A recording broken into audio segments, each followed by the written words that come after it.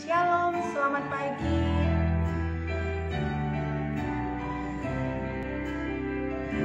Selamat pagi saudara terkasih. Kami menyapa saudara dalam kasih Tuhan. Kami hendak mengajak saudara semuanya untuk ikut berdoa bersama dengan kami di dalam acara doa pagi bersama dengan pengikut Yesus.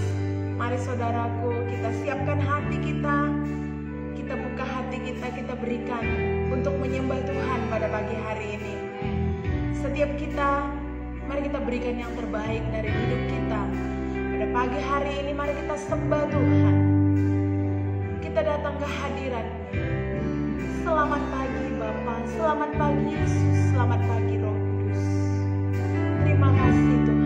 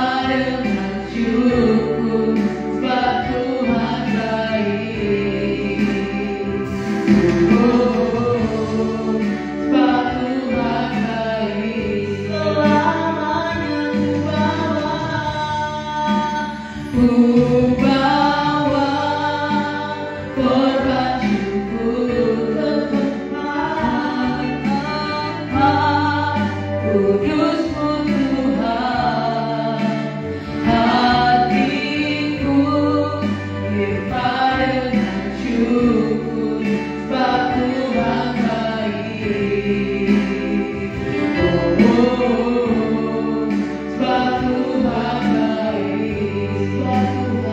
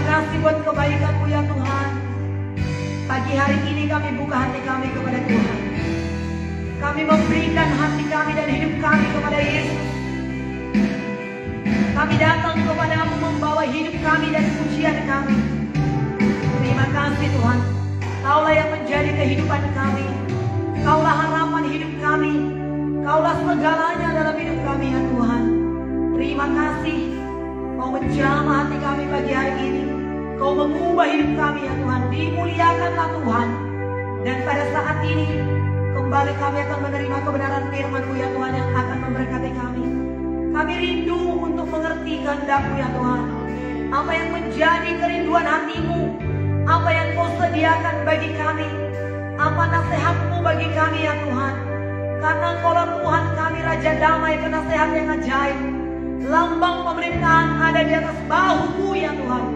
Tiap-tiap hari Engkau mengingatkan kami lewat firman-Mu, supaya hidup kami berkenan kepadamu ya Tuhan. Kami buka hati kami kepada kebenaran firman-Mu ya Tuhan. Biarkan hati kami pada saat ini seperti tanah yang subur, ditaburlah benih firman itu, bertumbuh, menghasilkan ya Tuhan, sehingga hidup kami berkenan kepada Tuhan.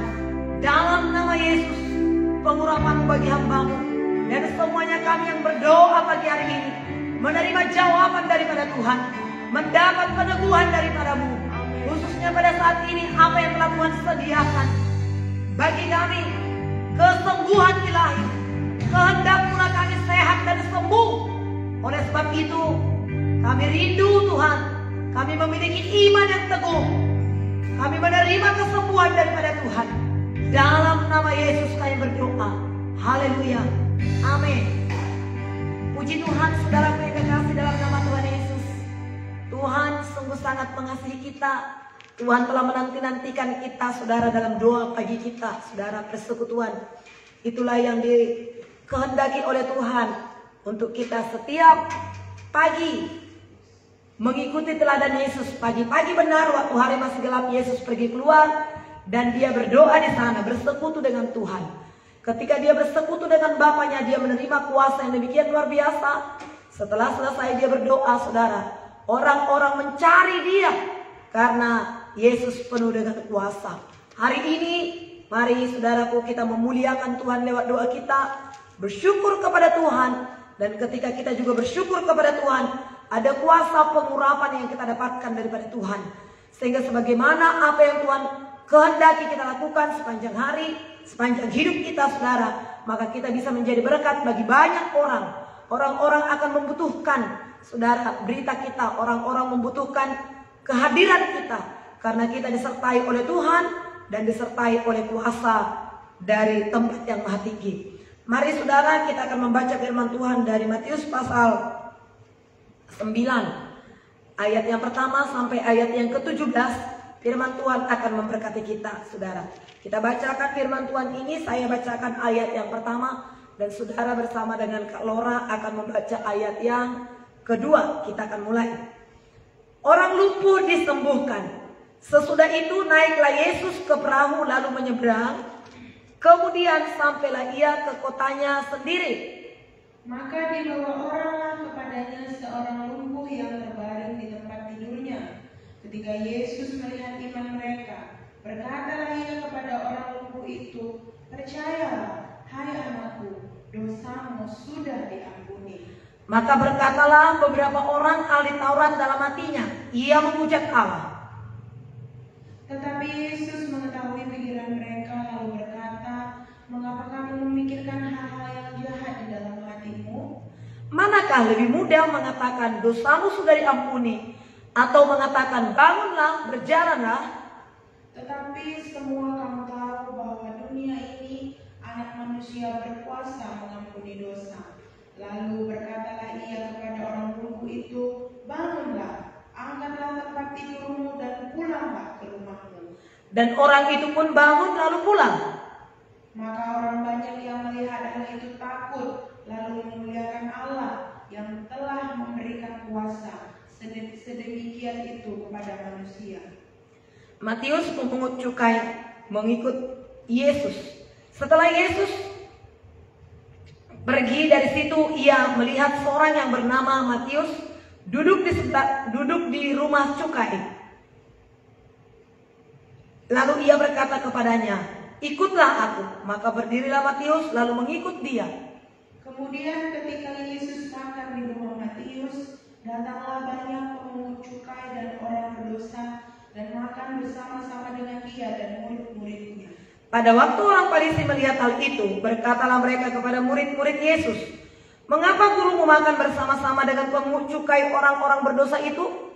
Yesus mendengarnya dan berkata, "Bukan orang sehat yang memerlukan tabib, tetapi orang sakit. Jadi pergilah dan pelajarilah arti firman ini. Yang kukehendaki ialah belas kasihan dan bukan persembahan. Karena aku datang bukan untuk memanggil orang benar, melainkan orang berdosa." Hal berpuasa. Kemudian datanglah murid-murid Yohanes kepada Yesus dan berkata, "Mengapa kami dan orang Farisi berpuasa, tetapi murid-murid-mu tidak?" Jawab Yesus kepada mereka, "Dapatkah sahabat-sahabat mempelai laki-laki berduka cita selama mempelai itu bersama-sama dengan mereka? Tetapi waktunya akan datang mempelai itu akan diambil daripada mereka, dan pada waktu itulah mereka akan berpuasa." Tidak seorang pun menambahkan secari kain yang belum susut pada baju yang tua, karena jika demikian kain penambal itu akan mencapik baju itu, lalu makin besarlah koyaknya. Begitu pula anggur yang baru tidak disiap bersama-sama, ayat 17. Demikian pula anggur yang baru tidak diisikan ke dalam kantong kulit yang tua, karena jika demikian kantong itu akan koyak sehingga anggur itu terbuang dan kantong itu pun hancur. Tetapi anggur yang baru disimpan orang dalam kantong yang baru pula, dan dengan demikian terpeliharalah keduanya. Amin, puji Tuhan. Kita sudah membaca firman Tuhan ini, saudara, dari pasal 8 sampai pasal 9 ini. Kita melihat di sini banyak berbicara pelayanan Tuhan Yesus mengenai kesembuhan. Kalau kita lihat dari pasal 8, Yesus menyembuhkan seorang sakit kusta. Kemudian berikutnya perikop yang kedua, Yesus menyembuhkan hamba seorang perwira di Kapernaum. Berikutnya Yesus menyembuhkan mertua Petrus yang demam tinggi. Dan juga perikop yang berikutnya, 2 orang kerasukan disembuhkan oleh Tuhan Yesus. Kita baca juga hari ini, saudara, orang lumpuh disembuhkan. Dan kalau kita baca perikop-perikop untuk besok juga, Yesus menyembuhkan 2 orang buta, Yesus menyembuhkan orang bisu. Nah, orang bisu, orang tuli. Jadi dalam pasal 8 dan pasal 19 ini banyak berbicara mengenai kesembuhan, yang berarti adalah kesembuhan itu adalah kehendak Tuhan.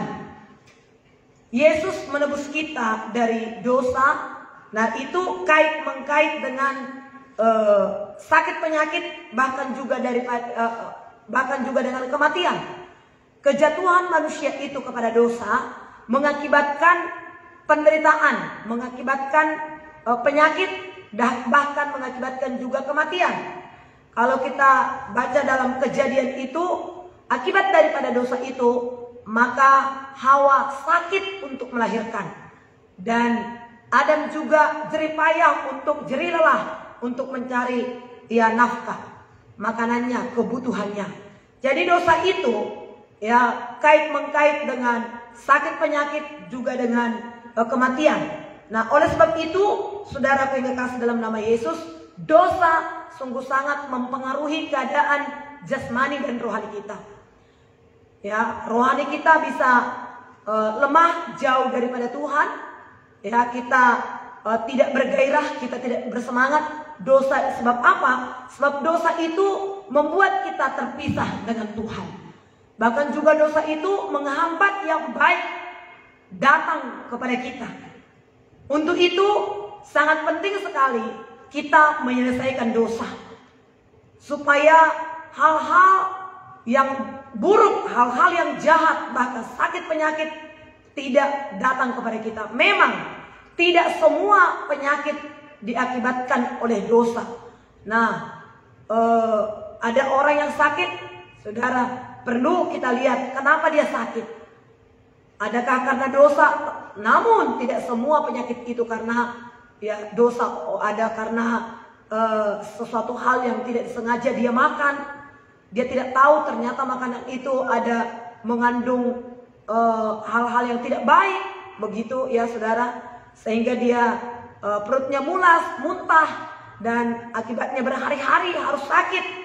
Nah, dia tidak tahu, tapi memang ada, dia melakukan dosa sehingga dia sakit. Nah, namun pada saat ini kita ketahui, kita tidak sedang pada saat ini bicara tentang itu semua, tapi yang kita bicara pada saat ini adalah Tuhan Yesus menyelamatkan kita, punya persediaan bagi kita.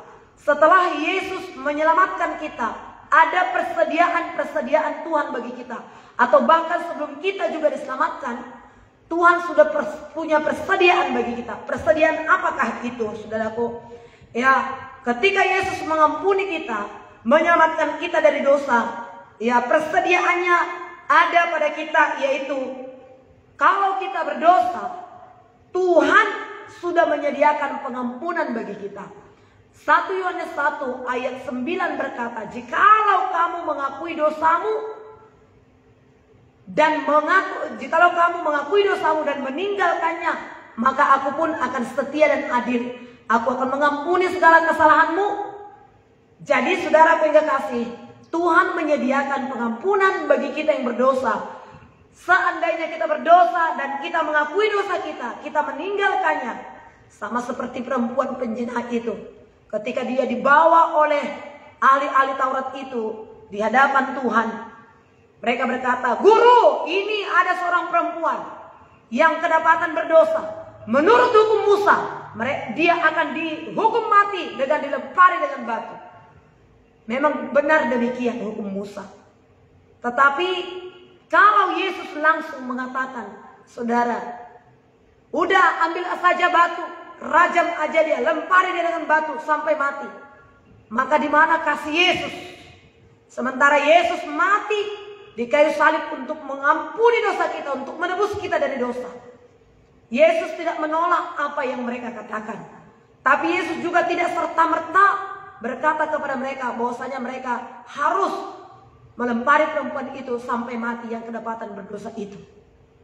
Tetapi Yesus membungkuk ke tanah, dia menulis-nulis dengan jarinya, kemudian dia berkata, siapa di antara kamu yang tidak pernah melakukan dosa, silakan dia yang terlebih dahulu melempari perempuan itu. Kemudian dia lanjutkan lagi, dia menulis-nulis. Maka satu persatu mereka dari yang tertua sampai yang termuda, mereka meninggalkan perempuan itu. Yesus melihat perempuan itu lagi, dan dia sudah tinggal sendirian. Yesus berkata, tidak adakah seorang yang melempari engkau? Perempuan itu berkata, tidak ada Tuhan. Maka Yesus berkata, aku pun tidak menghukum engkau. Pergilah dengan selamat dan jangan berbuat dosa lagi, supaya tidak datang yang lebih buruk. Jadi dosa mengakibatkan penderitaan masalah. Tetapi Yesus datang. Yesus menyiapkan pengampunan. Maka perempuan itu pergi. Dan dia memberitakan tentang Tuhan Yesus. Banyak orang-orang yang selamat. Banyak orang-orang diubahkan. Bahkan satu kota Samaria itu bertobat oleh karena pertobatan daripada perempuan tersebut. Untuk itu saudaraku, adakah kita yang sakit pada saat ini? Ketahuilah, kesembuhan itu sudah menjadi sepaket dengan keselamatan. Yesus sudah berbilur-bilur. Yesus sudah mati di Kalvari, mencurahkan darahnya supaya kita yang mati terhadap dosa hidup untuk kebenaran, dan oleh bilur-bilurnya kita disembuhkan. Terimalah kesembuhan kita pada saat ini. Dan memang kalau ada sesuatu yang diingatkan Tuhan pada saat ini, dosa kita, mungkinkah kita tidak menerima kasih, yang ada hanyalah kekecewaan, yang kita pikirkan hanyalah amarah, yang kita pikirkan adalah ucapan yang menyakitkan. Itu terus yang kita ingat. Ucapan yang menyakitkan dari teman kita, dari sahabat, atau bahkan dari suami, dari istri, dari teman dekat kita. Tiap hari dipikirkan itu, sehingga mulai malas untuk berdoa, malas juga untuk makan. Tidak ada lagi gairah, tidak ada lagi visi. Firman Tuhan berkata, binasalah bangsa tanpa visi. Visi, keinginan yang datang dari Tuhan, cita-cita yang datang dari Tuhan, visi yang berasal daripada Tuhan, keinginan dari Tuhan itu, kerinduan dari Tuhan itu yang membuat hidup kita semakin lebih hidup, bersemangat kita. Dan kalau kita lebih hidup, bersemangat, tidak ada penyakit, tidak ada kelemahan yang bisa menekan kita. Orang yang menyala-nyala, orang yang bersemangat, dia mampu memikul beban yang berat. Tapi bagi orang yang patah semangat, mengeringkan tulang, penyakit pun akan datang. Masalah demi masalah pun akan datang. Itu sebabnya pada saat ini, bagi kita yang sakit, mungkin apakah akibat dosa atau akibat yang lain, Tuhan punya persediaan bagi kita, yaitu pengampunan akan dosa kita. Tuhan punya persediaan bagi kita, kesembuhan bagi yang sakit. Terimalah kesembuhan pada saat pagi hari ini. Tuhan mau kita bebas dari segala sakit penyakit kita. Bagi orang yang mati, baik juga secara mati secara rohani, Tuhan baik juga mati secara tubuh, mati sebelah. Kita telah melihat itu, saudara, banyak disembuhkan oleh Tuhan.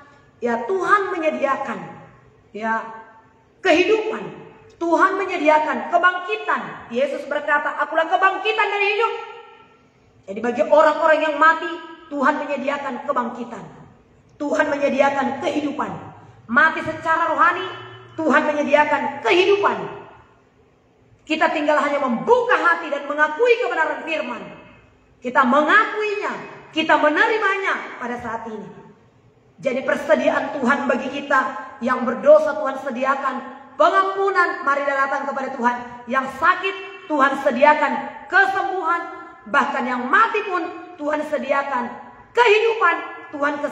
Tuhan sediakan kebangkitan.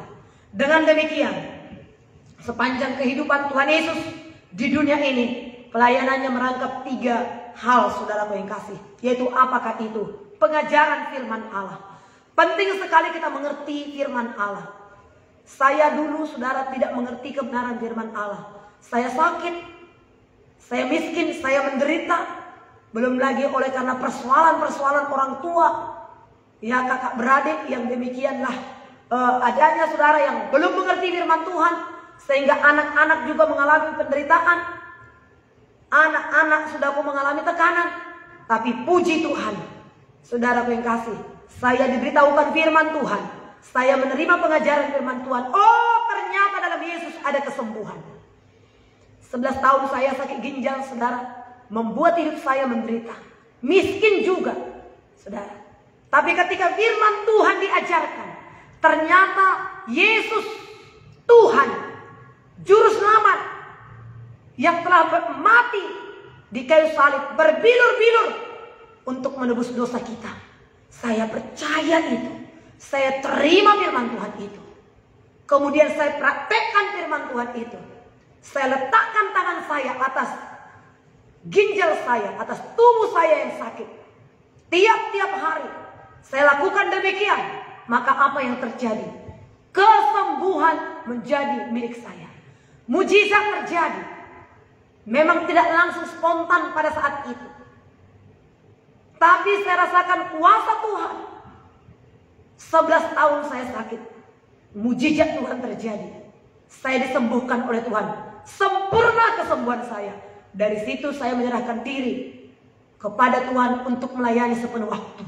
Karena apa? Ternyata Tuhan itu hidup dan berkuasa. Dan kemudian juga tentang kehidupan perekonomian. Karena sejak masa kecil saya sudah hidup mandiri tentang kehidupan kebutuhan. Saya mengerti firman Tuhan, bahwasanya Yesus yang kaya rela menjadi miskin sekalipun dia kaya. Dia adalah pencipta langit, bumi dan segala isinya. Dan Paulus berkata dalam Filipi 4 ayat 19, Allahku akan memenuhi segala keperluan dan kebutuhanku menurut kekayaan dan kemuliaannya di dalam Kristus Yesus. Saya bergairah dengan ayat firman Tuhan ini. Saya hafal firman Tuhan itu. Allahku menyediakan segala kebutuhan dan keperluanku menurut kekayaan dan kemuliaannya dalam Kristus Yesus. Allahku, Bapakku, Tuhanku, Yesusku menyediakan bagiku. Dan mulai pada saat itu, sekalipun saya masih sekolah pada waktu itu, uang-uang sekolah, kebutuhan-kebutuhan hidup diberikan oleh Tuhan, dicukupkan oleh Tuhan. Oh, ternyata bisa SLTA. Oh, ternyata bisa kuliah. menggenapi janjinya. Tuhan menggenapi firman-Nya. Dia jamin firman-Nya. Firman Tuhan ini bukan cerita-cerita. Bukan kisah-kisah orang Yahudi, orang Israel belaka, tidak. Tapi firman ini adalah kehidupan bagi kita. Firman Tuhan ini ya dan amin. Terima kesembuhan kita pada saat ini. Terima janji Tuhan pada saat ini. Jadi Tuhan mengajarkan firman Allah kepada kita. Firman itu adalah kehidupan. Kita mengerti apa janji-janji Tuhan. Kita mengerti apa kehendak Tuhan dalam kehidupan kita. Jadi yang pertama, pelayanan Tuhan Yesus tadi saya katakan, pelayanan Tuhan Yesus selama di muka bumi ini mencakup 3 hal. Yang pertama, dia mengajarkan firman-Nya. Yang kedua, memberitakan pertobatan. Ya, masalah dosa. Akibat dosa adalah kutuk. Akibat dosa adalah sakit penyakit, kematian. Akibat dosa adalah kemiskinan. Akibat dosa adalah penderitaan. Oleh sebab itu, Yesus mengajarkan, memberitakan tentang pertobatan. Yesus mengajarkan akibat dosa. Kita harus meninggalkan dosa. Kita tidak bisa bercampur-campur. Kita melakukan dosa, tapi ingin juga Tuhan. Tuhan ingin kita berpihak kepadanya. Tuhan adalah Tuhan Allah yang cemburu. Jangan ada ilah lain. Jangan ada kepercayaan-kepercayaan lain di hati kita. Karena apa? Dia bukan cemburu buta. Tuhan itu adalah Tuhan yang cemburu. Tapi Tuhan itu bukan cemburu buta. Tapi dia mengerti. Di luar Tuhan kita gagal. Di luar Tuhan kita tidak bisa berbuat apa-apa.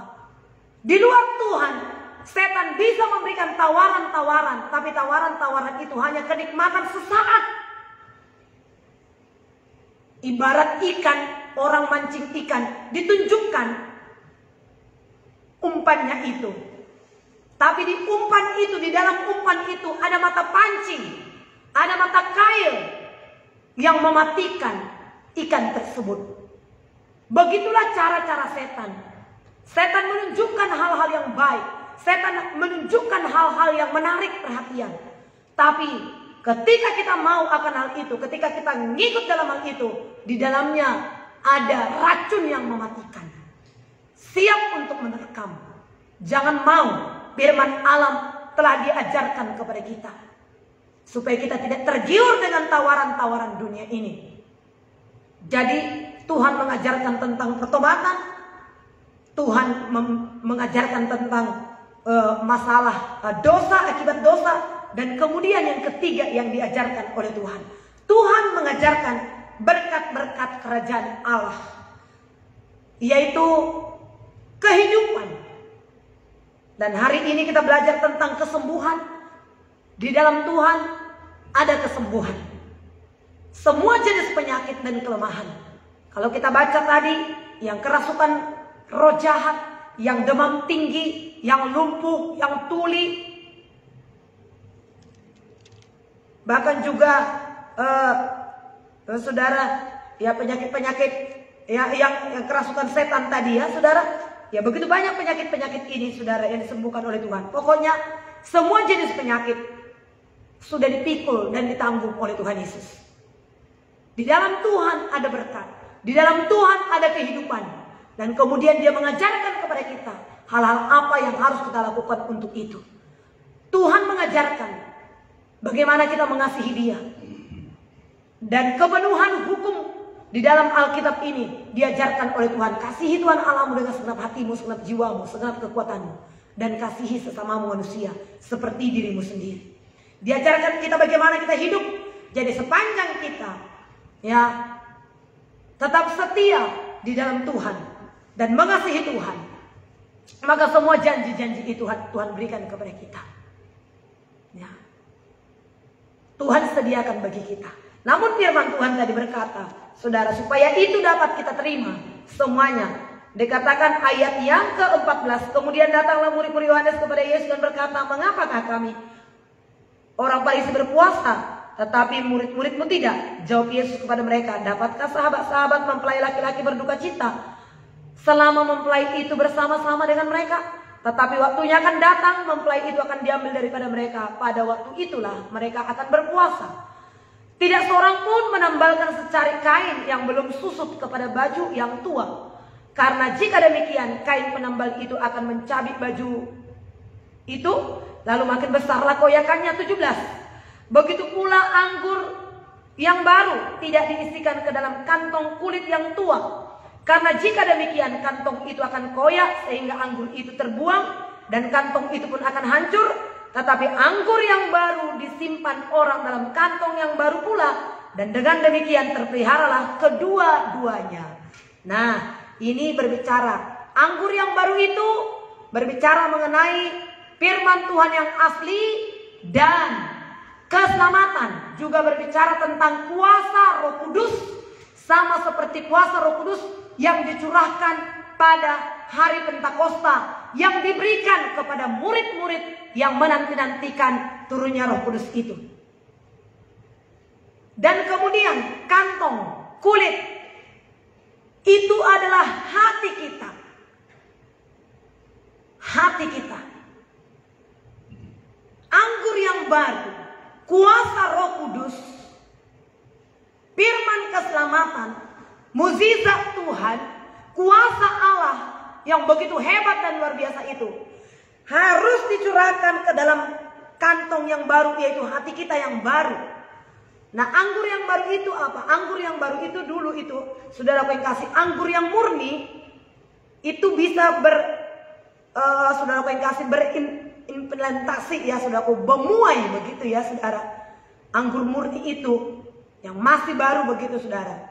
Nah, itu bisa saudara yang kasih memuai begitu, saudara. Dan kalau itu belum dicampur dengan ragi ya, dan kalau itu dimasukkan ke dalam kulit atau kantong yang jelek, yang udah lama, maka nanti kantong itu juga dan anggur itu akan memuai. Dan itu nanti kalau kulit itu atau kantong itu sudah lama, sudah buruk, maka itu nanti kantong itu akan koyak. Dan kemudian juga anggur itu akan tumpah. Kantong kulit yang lama itu juga menjadi sobek. Maka kedua-duanya menjadi rugi. Tapi kalau anggur itu, anggur yang murni itu dimasukkan, ditaruh dalam kantong kulit yang baru, maka kantong kulit yang baru itu juga bisa menahan. Dan anggur itu juga terpelihara. Demikian seluruh kuasa Allah yang begitu hebat, yang begitu luar biasa, Tuhan mau memberikannya kepada hati yang bersih, kepada hati yang baru, kepada hati yang tulus. Tidak sulit bagi Tuhan mengenai karunia-karunia itu adalah miliknya Tuhan. Tapi bisa urapan itu, bisa kuasa itu membuat kita, kalau hati kita masih hati yang lama, bisa nanti itu membahayakan kita. Sama seperti Simpson. Simpson itu mempunyai hati yang lama, hati daging, pikiran-pikiran yang tidak dibaharui. Padahal dia adalah Nazir Allah, tapi pikirannya, hatinya tidak dibaharui. Dia hidup dengan keinginan-keinginannya. Pokoknya dia egois. Apa maunya itu saja dia paksakan. Firman Tuhan berkata, janganlah engkau kawin-mawin dengan orang-orang itu. Janganlah engkau berikan, janganlah engkau menikah kepada anaknya perempuan. Janganlah engkau memberikan anakmu laki-laki kepadanya. Ataupun janganlah engkau mengambil anak laki-lakinya dan engkau memberikan anak perempuanmu. Sebab nanti dia akan mencondongkan, dia akan menarik hatimu kepada ilah-ilahnya. Nah, tapi Simpson melihat Delilah. Simpson melihat perempuan Parisi, Filistin. Maka Simpson jatuh cinta. Dia berkata kepada bapaknya, Pak, ambil itu perempuan itu, aku suka sama dia. Bapaknya sudah berkata, jangan anakku. Firman Tuhan berkata, kita tidak bisa menikah dengan orang-orang itu. Aku suka sama dia, ambil dia sama aku. Dia paksakan kehendaknya. Dia paksakan keinginannya. Dia paksakan dagingnya. Dia paksakan nafsunya. Akibatnya apa yang terjadi? Nggak usah saya ceritakan panjang lebar. Dia bermain-main dengan Delilah. Dia enggak lagi peka terhadap suara Tuhan. Dia berkata, Bang Simpson, di mana sih letak kekuatanmu itu? Dikasih tahu, kalau aku nanti diikat dengan tali rami 7 ikatan, maka akan hilanglah kekuatanku. Dibuat seperti itu. Lalu dia bilang, Simpson, orang Filistin datang menyergap engkau. Maka dia lepaskan tali itu yang mengikat dia. Dan seketika putus juga. Maka perempuan itu lagi berkata kepadanya, ternyata abang bohong. Abang gak sayang sama aku. Katanya abang cinta sama aku. Di mana lah abang bohong rupanya. Di mana letak kekuatanmu itu? Oh, dikasih tahu lagi, kalau aku dilangkahi 7 kali, maka kekuatanku akan hilang. Dibuat seperti itu lagi. Sampai berapa kali? Dia tidak berpikir, wow, perempuan ini kalau aku kasih tahu yang sesungguhnya, ternyata dia akan lakukan. 2 kali saya sudah memberikan, bohongin dia, tapi 2 kalinya dilakukannya. Kalau nanti aku ngasih tahu yang sesungguhnya, berarti dia juga akan melakukannya. Apa jadinya hidupku ini? Dia tidak ngeh, saudara. Nah, berikutnya dia nangis lagi, dia bersungut-sungut lagi, dia nangis lagi, dia merengek-rengek lagi. Nah, inilah kadang-kadang kalau laki-laki, kelemahan laki-laki kalau melihat perempuan nangis, ya cepat jatuh hati, akhirnya dosa pun dilakukannya. Makanya dikasih tahu, dia bilang, kalau rambutku ini dipotong, maka hilanglah kekuatanku. Dipotong, saudara, sama Delilah. Maka dia bilang, Simpson, orang Filistin datang menyergap engkau. Maka dia bilang, seperti yang sudah-sudah, aku akan merontak kembali. Alkitab berkata, tapi tidaklah diketahuinya, roh Allah telah meninggalkan dia. Maka dia disergap, maka dia diikat, maka dia ditangkap. Akhirnya dicungkil matanya, dipermalukannya. Padahal dia adalah Najir Allah. Akibatnya kuasa Allah hilang demikian saja, sepertinya hilang percuma kepada Simpson itu. Kemudian juga dia dipermalukan, rugi semua. Anggur itu tumpah, hilang demikian. Kantong itu juga koyak. Kedua-duanya mengalami kerugian. Makanya Tuhan berkata, anggur yang baru dicurahkan dalam kirbat yang baru. Mari hari ini, saudaraku, kita perbaharui hati kita, supaya hati kita berkenan di hadapan Tuhan. Kalau kuasa itu adalah miliknya Tuhan. Tuhan memberikan itu, darahnya, nyawanya pun sudah Tuhan berikan bagi kita. Apalagi soal-soal penghidupan kita dalam dunia ini. Makan, minum, pakai, pekerjaan, jodoh, saudaraku yang kasih, nyawanya pun Tuhan sudah berikan kepada kita. Nah, saya katakan, saudaraku yang kasih, kalau kaki pun sudah diberikan Tuhan, masakan sepatu tidak diberikan. Kalau mata pun diberikan Tuhan, masakan kacamata tidak diberikan oleh Tuhan. Lebih mahal mata daripada kacamata. Kalau perut pun sudah diberikan Tuhan, masakan makanan untuk perut tidak diberikan oleh Tuhan. Mari kita punya pengertian yang benar di dalam Tuhan, sehingga pada saat ini iman kita semakin teguh. Kesembuhan itu adalah kehendak Tuhan. Hidup berkelimpahan itu adalah kehendak Tuhan. Sorga itu ada kehendak Tuhan. Segala sesuatunya Tuhan lakukan untuk kita. Kita adalah pusat kasih Tuhan.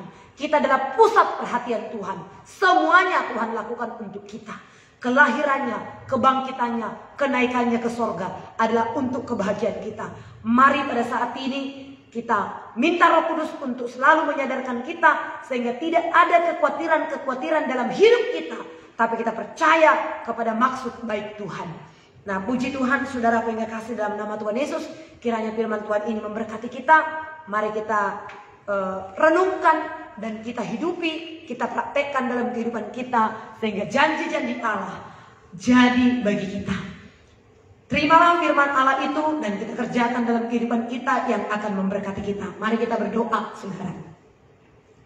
Terima kasih Tuhan buat kebenaran firman-Mu yang sudah kami terima pada saat pagi hari ini, Tuhan. Kehendak-Mu kami disembuhkan. Kehendak-Mu kami hidup berkelimpahan. Dan keselamatan itu juga menyangkut penyediaan Tuhan bagi kami.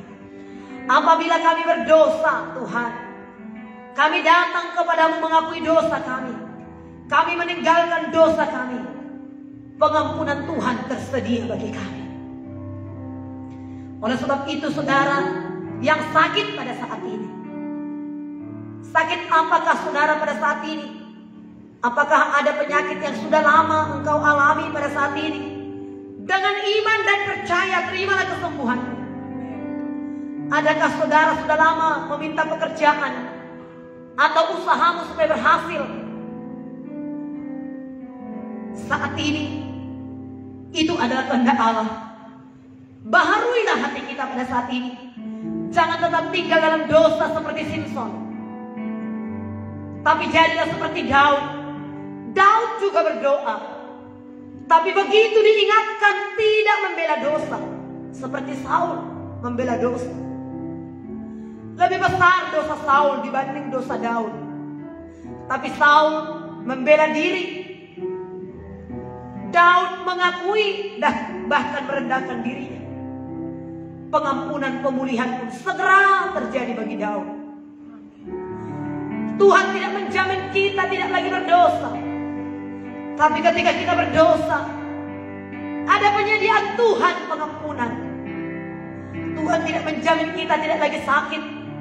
Tapi ketika kita sakit, kita datang kepada Yesus. Ada persediaan penyediaan Tuhan, yaitu kesembuhan. Ada penyediaan Tuhan, kehidupan, kebangkitan.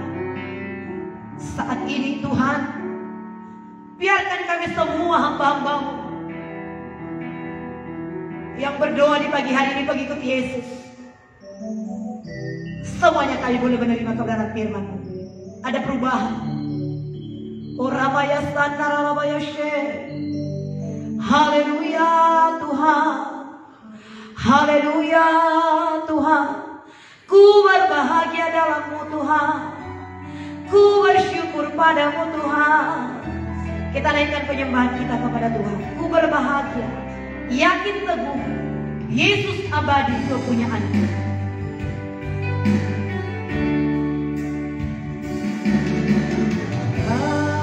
Bahagia, yakin teguh, Yesus abadi kepunyaanku. Aku warisnya, aku ditebus. Aku warisnya, ku ditebus. Ciptaan baru, ciptaan baru, Roh Kudus. Sekali lagi, ku berbahagia, yakin teguh. Ku berbahagia, yakin teguh, Yesus abadi kepunyaanku. Yesus abadi kepunyaanku. Aku warisnya, ku ditebus. Aku warisnya, ku ditebus.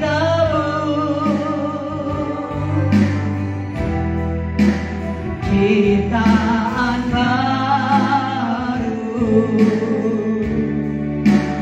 Roh Kudus. Aku bernyanyi bahagia, aku bernyanyi bahagia, memuji Yesus, memuji Yesus selamanya.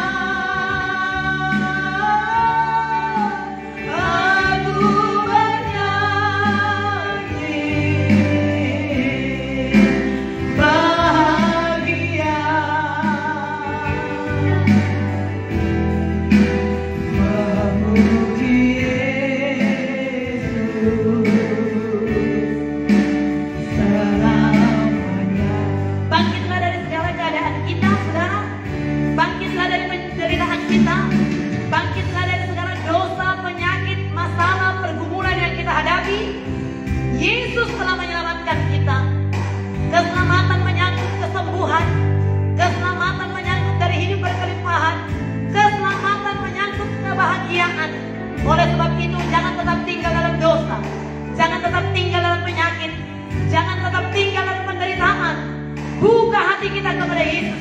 Terimalah kesembuhan pada saat ini, saudara. Bilur Yesus berkuasa menyembuhkan kita yang sakit pada saat ini. Tidak kebetulan firman Tuhan yang kita baca pada saat ini banyak berbicara mengenai kesembuhan. Jangan lagi simpan, jangan lagi pelihara, jangan lagi terima sakit penyakit.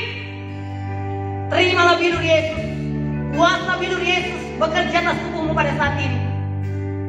Bagi saudara yang sakit atau ada keluarga kita yang sakit, saudara berdoa pada saat ini, sembuh, sehat, walafiat. Tapi ada keluargamu yang sakit, ada temanmu yang sakit, sebut namanya, arahkan tanganmu kepadanya pada saat ini, kepada Tuhan. Ada mujizat di tangan kita. Tanda orang percaya meletakkan tangan atas orang sakit dan orang itu menjadi sembuh. Saudara yang sakit pada saat ini, yang sakit sudah menahun, atau mungkin masih baru penyakit saudara, terima kuasa bilur Yesus pada saat ini. Kesembuhan adalah kehendak Tuhan. Mari berdoa saudara. Letakkan tanganmu di atas bagian tubuhmu yang sakit. Mari kita berdoa dalam nama Tuhan Yesus. Saat ini Tuhan, kesembuhan mengalirlah bagi setiap tubuh saudara kami yang sakit, yang membutuhkan kesembuhan ilahi pada saat ini. Mengalirlah kuasa-Mu pada saat ini. Mengalirlah mujizat Tuhan pada saat ini. Mengalirlah kesembuhan kehidupan. Mengalirlah mujizat Tuhan pada saat ini. Sembuhlah. Aku mengutuk segala penyakit, lenyap dan sirnalah dari setiap tubuh saudara yang sakit dalam nama Tuhan Yesus. Sakit ginjal, asam urat, penyakit kanker, tumor dalam nama Tuhan Yesus. Dalam nama Yesus, diabetes dalam nama Tuhan Yesus, darah tinggi, darah rendah dalam nama Tuhan Yesus. Kelenjar dalam nama Yesus, kami tolak semuanya itu. Kami usirkan semuanya itu dalam nama Yesus. Mah kronis, penyakit jantung, penyakit paru-paru, dan segala jenis penyakit aku usirkan pada saat ini. Di dalam nama Yesus, terimalah kesembuhanmu. Di dalam nama Tuhan Yesus, terimalah kuasa Tuhan. Mujizat Tuhan terjadi. Tuhan menjamin firman-Nya pada saat ini. Terima kuasa Tuhan. Ada kesembuhan, ada kelegaan, ada mujizat dan kuasa Tuhan. Terima kasih Tuhan, terima kasih. Dan saudara yang membutuhkan pekerjaan, saudara yang membutuhkan mujizat Tuhan dalam usaha saudara, diberkatilah usaha saudara. Diberikan Tuhan pekerjaan yang terbaik bagi saudara dalam nama Yesus.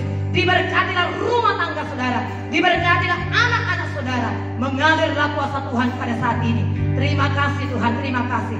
Ada sukacita, ada kebebasan, ada mujizat Tuhan pada saat ini. Terima kasih Tuhan, terima kasih. Di dalam nama Yesus Tuhan, kami mengucap syukur dan kami terima jawaban doa kami pada saat ini.